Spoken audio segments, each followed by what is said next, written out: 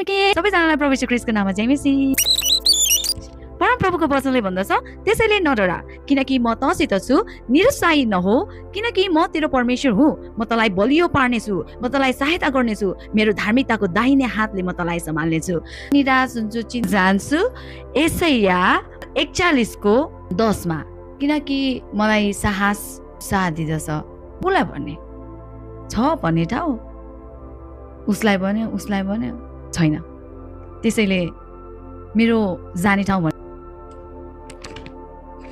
परमेश्वरको वचन, स्पेशली यशाया 41:10।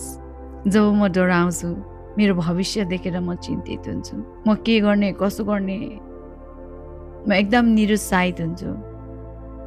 त्यतिखेर मेरो परमेश्वरको वचनले मलाई एकदमै उत्साह दिन्छ। मेरो उत्साह परमप्रभुबाट नै आउँछ।